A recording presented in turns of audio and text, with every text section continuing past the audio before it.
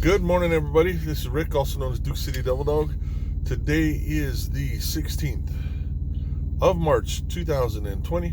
I'm in Milesburg, Pennsylvania. This is the Milesburg, Howard, Pennsylvania area. Spent the night at TA last night. Nice little TA. Good part about it, it's about a quarter of a mile from where my pickup is.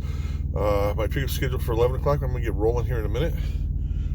Get over there and pick this up and get rolling. Our goal is to get to Terre Haute, Indiana tonight, or just shy of that. I think is it Moscow, Indiana? I'm not sure, but anyway, just shy of that. I want to stay on the Indiana side. Sounds really strange, but Illinois, because of all this coronavirus, they only have takeout on their restaurants, and that's something that I want to be a little concerned about. I want to.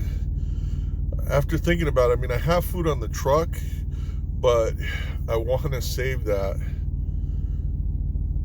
in case I can't get food somewhere. I'm not afraid that there's there's not a shortage of food. I don't know. I mean, people are getting nuts and they're buying 3 or 4 weeks worth of stuff. It's not like just because you got 3 weeks off with the kids or whatever, you have to stock up for 3 weeks. You don't. There's plenty of food in the supply chain. God knows the amount of truck drivers who are out there running this stuff and everything that's there. I was looking at some interviews on TV today with some people who run grocery stores and these Walmart and stuff, and they're like, it's not that we don't have stuff in the back, it's just with everybody there and everybody just freaking out, we can't get it out to the floor. That's what, and that's one of the reasons why Walmart said that they're not doing 24 hours, is they're giving them time not only to clean the store, but to restock the store. And like I said, I know there's tons of stuff going. Everybody's got loads moving there, so don't be afraid that there's not stuff there, that you got to go stock up and take stuff, and then somebody who may just need something can't get it. Somebody who needs a 4-pack of toilet paper can't get it because the guy before him bought 15 cases.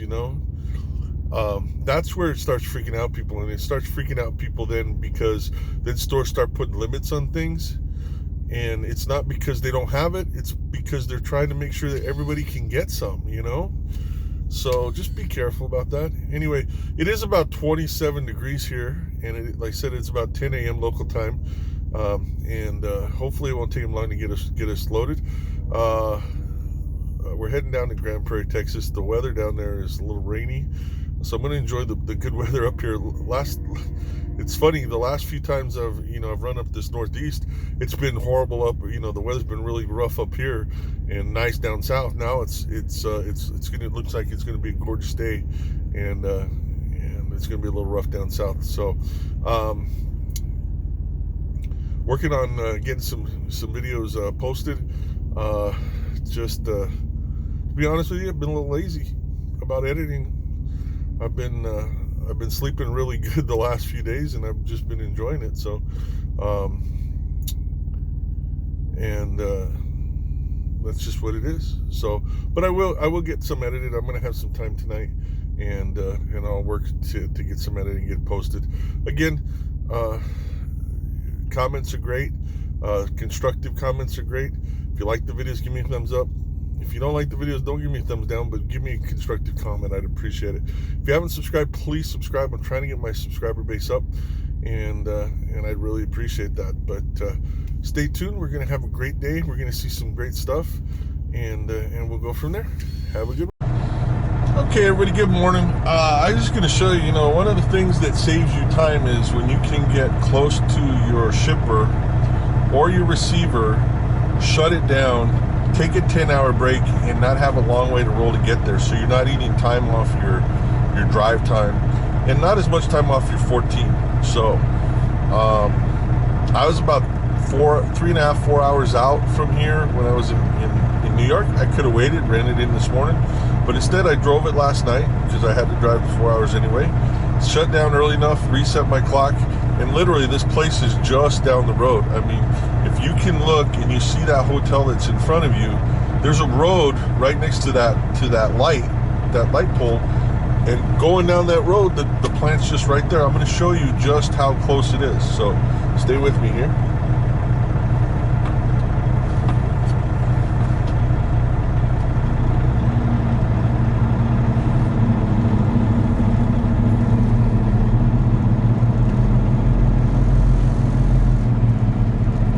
some people have asked how come we go really straight and then take this really tight turn, and the reason why we do that is because you got to remember you got to clear the trailer from the vehicles that are next to you back there. So you got to take it out, make sure your tandems clear that trailer.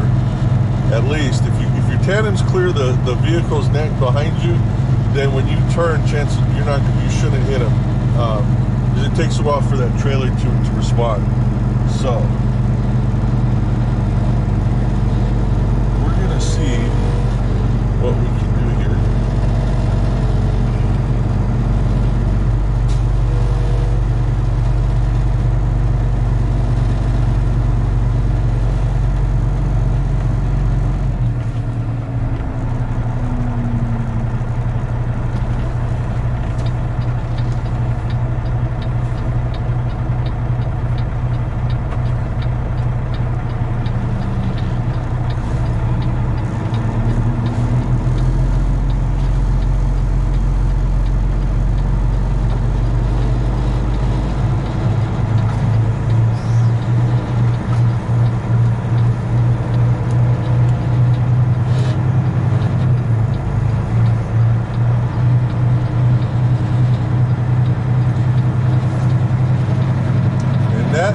Right there, that's our plant that we're going to. So, piece of cake, huh?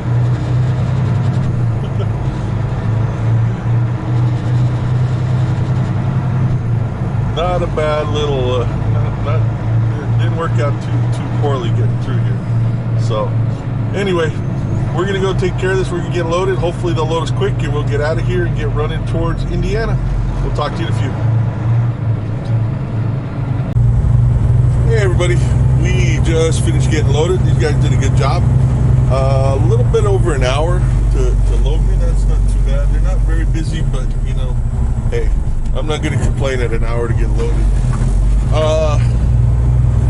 So it's possible that the video from that I started with today, the audio wasn't any good, if there was any audio, because I found out that I hadn't had my microphone plugged in. So I apologize if the audio is not too good, but we're gonna go from there.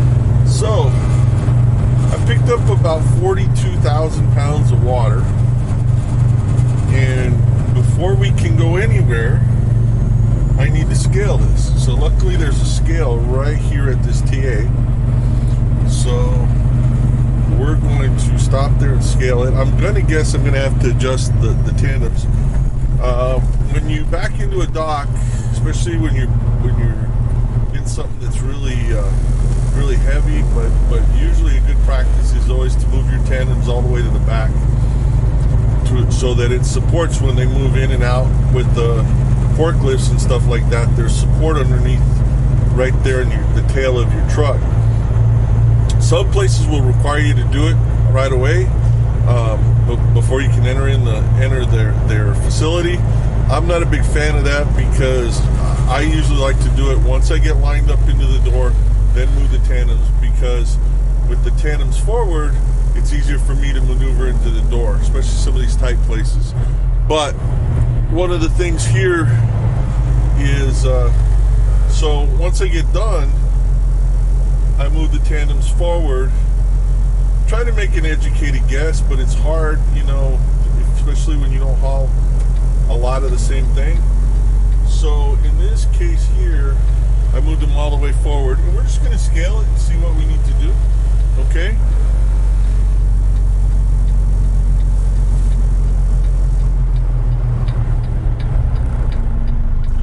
And we're going to go from there. We're going to turn before this.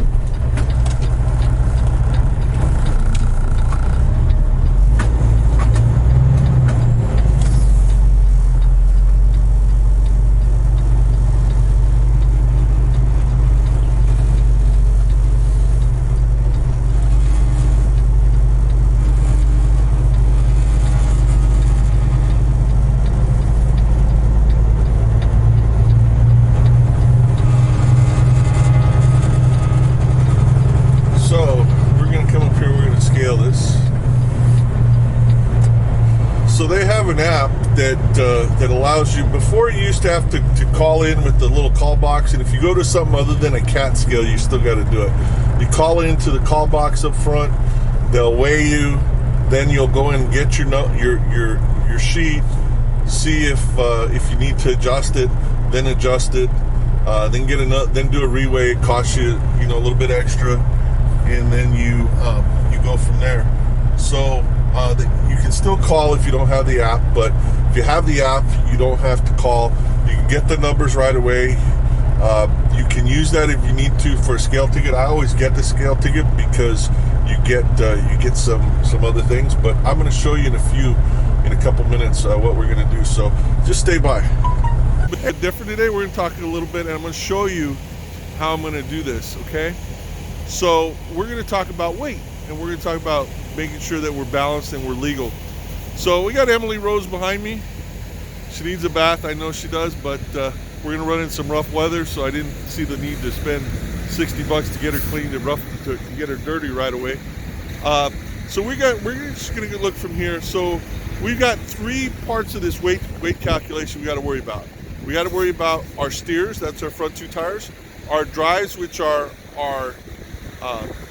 the 8 tires that provide the power to this. That's going to be as part of my tractor, and then our tandems, which are the 8 tires that provide that support the trailer, the back part of the trailer.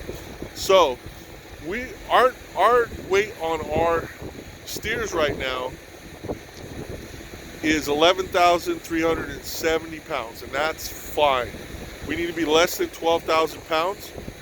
That's in general. Now, sometimes, like for instance, I have an APU, an auxiliary power unit, that provides me a little bit of leeway, additional weight if I needed it, but I never tried it to get to the point where I need it. So less than 12,000 pounds in our steers, that's what we want. Then we come back here and we got our drives, and forgive me because our drives are our 8 drive tires. Now this needs to be less than 34,000 pounds for these, okay? Right now we're at 30,300 pounds, so that concerns me a little bit, okay? Now we're legal, 30,300 pounds, we're legal on our drives, okay? But we come back here to our tandems, and we're at 35,120 pounds, and we need to be under 34,000 pounds. So we're illegal back here. Now, even if we were at 34,000 pounds and being legal, we are so unbalanced between our drives and our tandems. We need to fix this, okay? So we need to do a little bit of math. So what we need to do is we need to find the difference between the weight on our tandems and our drives. And it's about 48,000 pounds. About 48,000 pounds. Now, since we're trying to split that weight between the two, we need to cut that in half, that weight in half, because we're trying to move half of that excess weight to our drives, okay? All right? So we're going to cut that in half, and we're at about 2,400 pounds. That's about what we need to move, essentially, to our drives, okay? So I'm going to talk to you about how we're going to do that, all right? And I'll show you, I'm going to put up a couple of graphics. Those graphics, I haven't developed them, and so whoever did it, great, and I appreciate it. I use it all the time because it's real simple to look at, okay? But I'm going to show you exactly how moving different things affects stuff. So there was a guy here just a little while ago that he was too heavy on his steer tires, and so he needed to adjust the 5th wheel. So we're going to show you. So I'm going to show you a couple things here. So just stand by with me. Okay, so when you're either usually too heavy or way too light on your steer tires, when you're too light, it can affect the maneuverability. When you're too heavy, it can also affect maneuverability. But we're legal and we're fine up there, okay?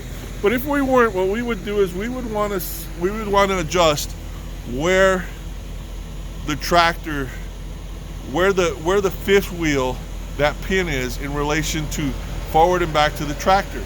And this right here, this 5th wheel right here, this plate slides forward and back, okay? I'm not gonna do that because I've got it where I need it, and I usually start with the center. I try not to move it if I can, The only times that I ever move it is if I absolutely need to. And the way that I do that is there's a button that allows it to retract the holding pins in there. I'll drop my landing gear over here to take weight off of the fifth wheel, and then I'll move the tractor forward or back to adjust it. Now each one of the little holes in there, when I adjust it, affects it about 500 pounds. Now again, this is just in general, so you know, it can differ depending on the truck, but in general about 500 pounds. Okay, that moves 500 pounds between, you know, back and forth between your steers and your drives. Okay, but that's not what I need to worry about. I'm not worried about right now that weight. What I'm worried about is the weight here. Okay, so I need to transfer weight to my drives, and the way I'm going to do that is I'm going to do it by adjusting these pins down here. So if you can see, and there's a little red handle you see right there. Now that doesn't count as a pin, okay? And there's a little stopper right there. But what I'm going to do is I need to move that pin back. And each one of these holes, when I move that pin back, okay, it puts more weight on the front. It puts more weight on the drives, okay? When I move the fifth wheel, my tandem's back, it puts more weight on my drives. So I need to move that, and each one of these holes that moves back will move about 400 pounds. So essentially, there's about 6 inches between holes, and I need to move this back 6 holes. So I need to move it back 6 holes, okay? So the way I'm going to do that is I'm going to go ahead and I'm going to pull this little thing right here, and it's going to pull those pins. Now this pin is stuck, so I'm going to rock this vehicle back and forward until it pulls that, and then I'm just going to go ahead and I'm going to pull forward with these tires stationary until that slides back about 24 inches, give or take, and then we're going to check it. So stay with me and we're going to check it out. All right, so let me explain to you how I did this, okay, and what I got to do to finish it up. So I have air in the air brakes so that these, or I release the air of the air brakes so that the brakes, so that my tandems, the tandem brakes are on, okay? So that's the red lever in there. So I pulled it out. That actually releases air, okay? All right? Because having air to them is what keeps the brakes open. So now what I have here,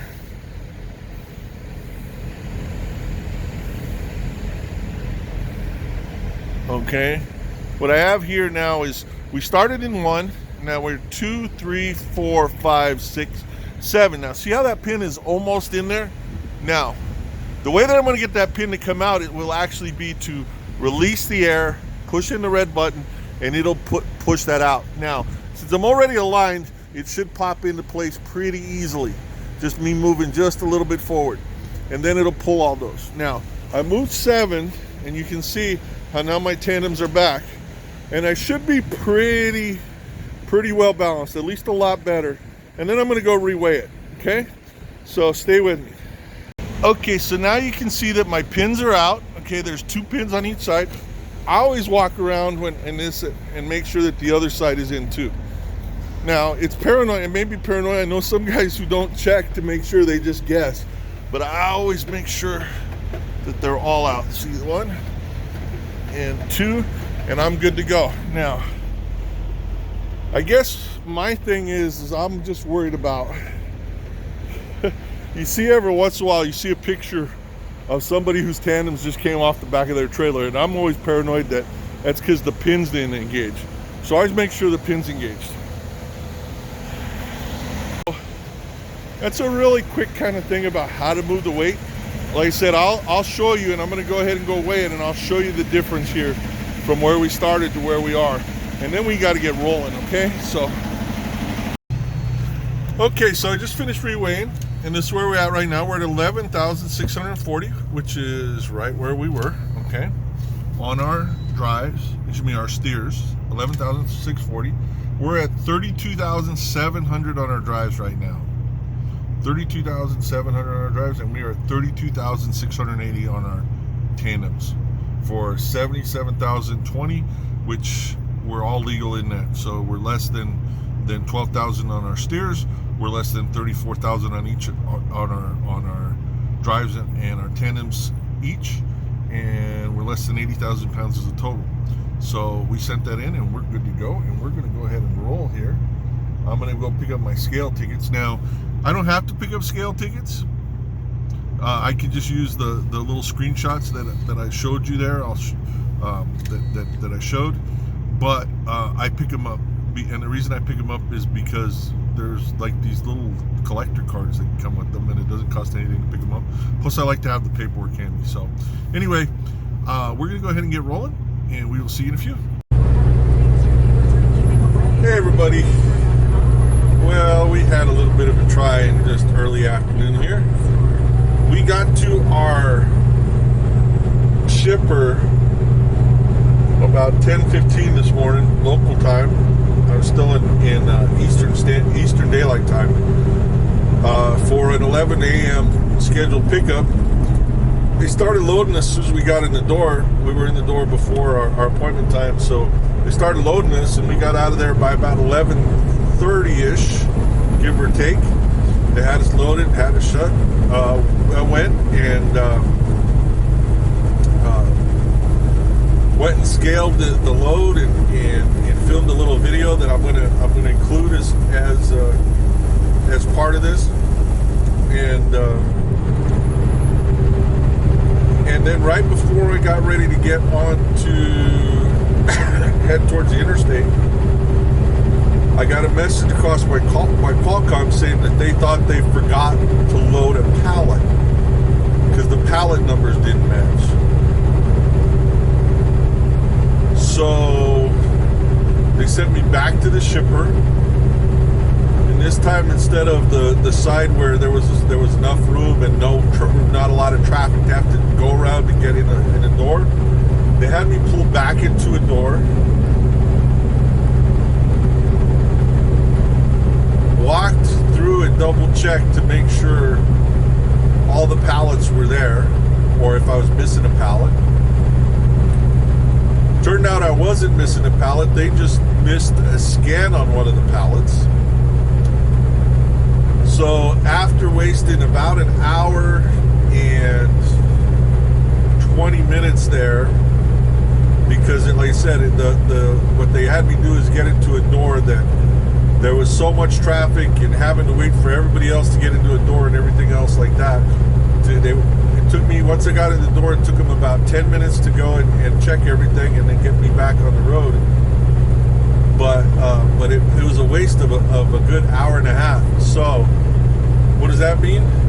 Well, that means that now my 14-hour clock is shorter than my drive clock. So I'm going to end up running out of time on my 14 before I run out of time on my drive clock. And this hasn't been designated one of those emergency restock loads or whatever as part of this coronavirus exception thing, so I've got to abide by my clock. So I'm not going to make it to Terre Haute, I don't believe, today. So we're going to see. I mean, I have 10 hours and about 6 minutes, 10 hours and 12 minutes on my 14-hour clock left, but I still got to take a 30-minute break somewhere in there. So, and that 30-minute break, while it doesn't count towards my drive or my on-duty time, it absolutely counts towards my 14-hour clock time. So I'm going to have to come up with a different plan. So when we stop here in a little while, we'll be checking it out, figuring out what we're going to do, and go from there. But, it is what it is, and I'm going to submit it for detention pay and see what they say, and we'll just go from there. All right, anyway, you guys stay with, and we'll talk to you in a few.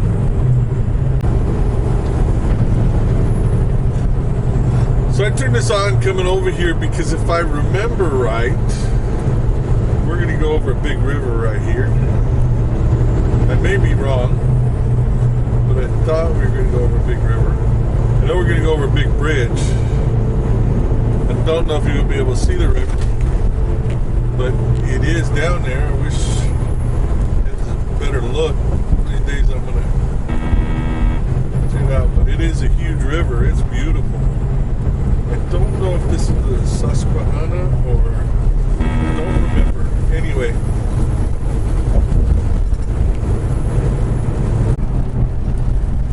Hey everybody. Welcome to Akron, Ohio. Local time is 6:35 p.m. Temperature is 48 degrees. And I am just getting ready to pass the worldwide headquarters for Goodyear Tires. Usually at night the sign's lit up and you can see it better, but it's going to be over here on your left as we go. Anytime anybody's seen, of course, know the tires, know the blimp. This worldwide headquarters was just updated not too long ago. There's a plant across the street from here, but it's this big building to your left with the clock. That's the worldwide headquarters to Goodyear. And I don't know if from this direction you're going to be able to see the sign. We'll see as we turn here. You may be able to see it.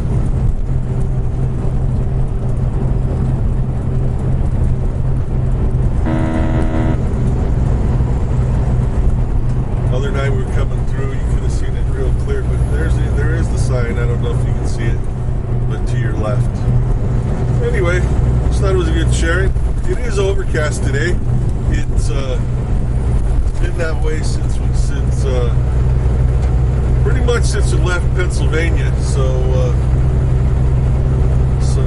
actually it's been this way through Pennsylvania just after we left Milesburg, but we still have we had to change our destination just because of time and the time we had to waste getting to making sure that the load was right because of the problem with with having to go back and get them to change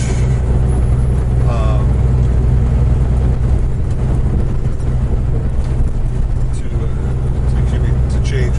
Problem to have to go check to make sure that they had loaded the proper amount of pallets on the truck, which they had, but they didn't do the paperwork correctly. So that caused us to go back and waste about an hour and a half, hour and 40 minutes. So that's sort of where we're going now. You might have just seen a sign to Canton, Ohio. If you don't know, Canton is the home of the Football Hall of Fame, the Professional Football Hall of Fame. And that's in Canton, so if you get a chance to go that way. And Cuyahoga Falls, from right, if you can think of, I'm going to say, as the stomach churns. As the stomach turns. Anyway,